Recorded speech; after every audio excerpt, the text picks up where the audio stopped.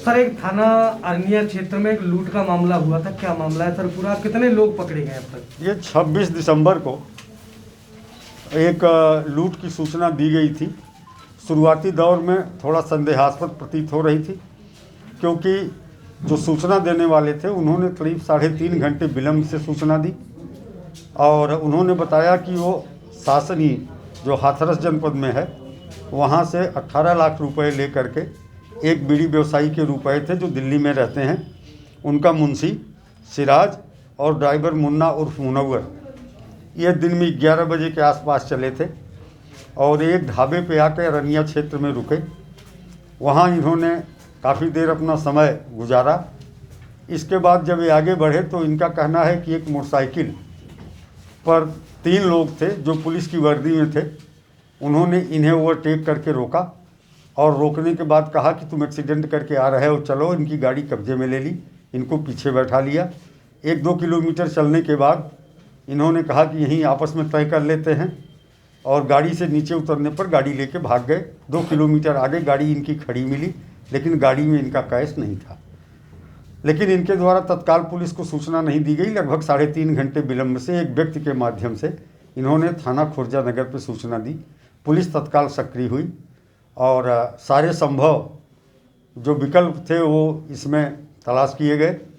लेकिन समस्या ये आ रही थी कि पीछे जहाँ से आ रहे थे इनके आगे पीछे कोई इस तरह की मोटरसाइकिल आती हुई नहीं दिखी।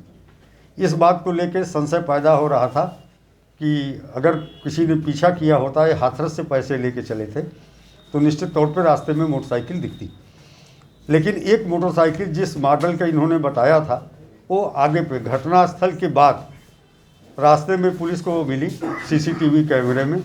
उस मोटरसाइकिल का पीछा करते हुए 15 दिनों तक हमारी टीम लगातार सीसीटीवी कैमरे देखती रही और ये सौभाग्य की बात थी कि वो मोटरसाइकिल दिल्ली में जहाँ जा कर के रुकी वहाँ तक हमारी टीम पहुँच गई, केवल जगह जगह सीसीटीवी कैमरों के तलाश और उसको देखने के आधार पर।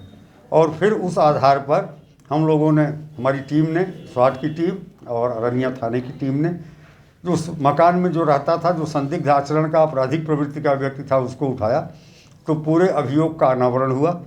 इस पूरे प्रकरण में कुल 6 लोग प्रकाश में आए, जिसमें से 3 मोटरसाइकिल पर थे और 3 लोग अन्य एक कार में थे। जिस ढाबे पे ये रुके थे उसी के ठीक सामने वाले ढाबे पे वो टीम भी अपराधियों की थी। ड्राइवर की इसमें दुर्भिसंधि थी। जो मुंशी था सिराज, उसका कोई रोल नहीं था, उसे पता नहीं था। ड्राइवर ने ही इन अपराधियों को बुलाया था दिल्ली से और ये हाथरस की तरफ से इसीलिए न आ करके दिल्ली की तरफ से आए और ढाबे के सामने पहले से तय स्थान के मुताबिक सड़क के दूसरी तरफ दूसरी गाड़ी थी, इस तरफ ये गाड़ी थी।